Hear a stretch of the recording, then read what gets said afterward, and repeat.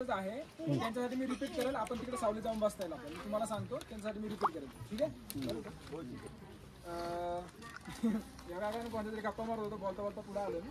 तिथे लोखंडाचं रेलिंग दिसतं बघा. त्या गंगा जमुना टाक्यात 2 पार्टिशन मध्ये टाक्यात. आता म्हणजे बाहेर दिसते त्या टाक्याचे रेलिंग आहे त्याच्या खाली टाक्या आहेत 2 पार्टिशन मध्ये. तेवढ्याच टाक्या आपण ज्या रस्त्यावरनं चालत आलो त्या रस्त्याच्या खाली अंडरग्राऊंड पण आहे. ठीक आहे. आणि त्याला आतमध्ये जायला पलीकडे एक रस्ता केलेला आहे. त्या जाऊन आतमध्ये येतो आणि मध्ये सुद्धा एक पार्टिशन आहे. थोडक्यात 4 टाक्या झाल्या.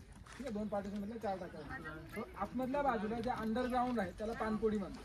जे पिण्यासाठी वापरतो. बाहेरच्या बाजूला जे टाके त्याला घाणपोडी म्हणतात. म्हणजे बाकीच्या गोष्टींसाठी जे काही पाणी लागेल धुवायला, पाणी कपडे धुवायला किंवा बाकी ज्या कुठल्या गोष्टी ते बाहेरच्या टाक्यांमधलं वापरतात. आता ते पाणी इतकं स्वच्छ जे अगदी आता रेलिंग वगैरे लावलं का असं म्हणून कुलूप लावलं म्हणून आम्ही वर्षभरापूर्वी आतमध्ये जाऊन त्यातलं पाणी काढून प्यायचो आणि आपल्या बिस्लेरीचं तोंडात मारलं एवढं स्वच्छ पाणी आजही. आणि हे टाकं कधीच आहे 1000 वर्षापूर्वीच या दोनच्या काळात. आणि गडावरचं एकमेव पिण्याच्या पाण्याचं टाकं. आणि या टाक्याविषयी आम्ही सांगतो बालशिवरायांनी पहिला पाण्याचा ऊर्जा घेतला असेल तर ते टाकत म्हणजे आम्ही वर्षभरात तिथे जाऊन घेऊन प्यायचो. तर शिवतीर्थ असं म्हणून आम्ही प्यायचो. तर आता ते बंद आहे. बाबा सुरक्षेचं कारण असलं तर लोक जाऊन खराब जातात. किंवा काही काही लोकांची श्रद्धा अशी असते की पैसे टाकतात. तर तसं नाही केलं पाहिजे. ठीक आहे. सो काय करावं काय नाही करावं हा जरा बघा समोरून लॉक लावलेलं. तर त्या गंगा जमुना टाक्यात त्याचं ते महत्व.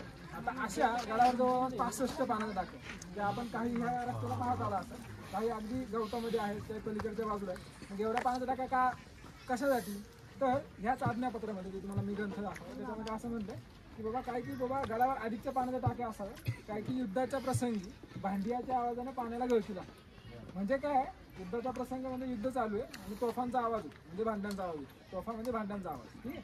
तर त्यावेळेस त्याचा आवाज खूप प्रचंड मोठा असतो. त्याला जमिनीला क्रॅक पण जातात आतून.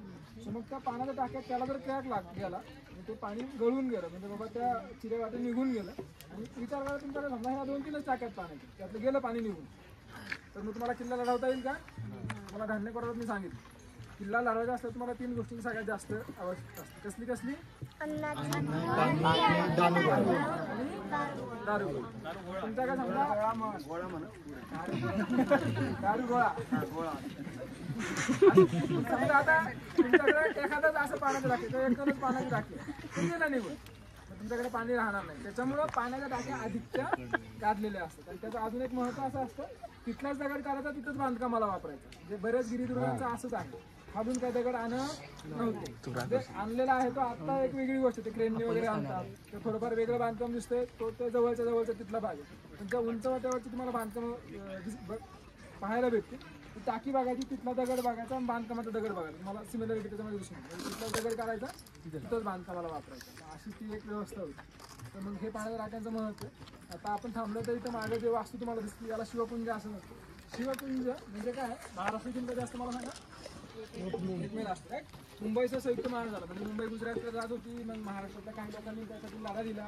मुंबई आपल्या महाराष्ट्रात राहिली आणि मुंबईचं संयुक्त महाराष्ट्र राज्याची स्थापना झाली. तो आपण 1 मे दिवस 1 मे म्हणून साजरा करतो. 1 मे 1907 आपल्या महाराष्ट्र राज्याची स्थापना झाली.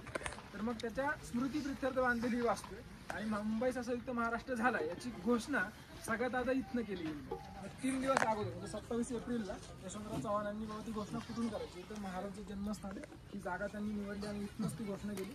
आणि त्याच्या स्मृतीप्रित्यर्थ ही वास्तू बांधली. आतमध्ये जिजाऊ साहेबांचा आणि बाळशिवरायांचा एक पुतळा आहे. आतमध्ये आता नको जायला आपण तिकडे शिवजन्म वगैरे सगळं ऐकलं तर येताना तुम्ही जाऊन ठीक आहे. आता निघूया.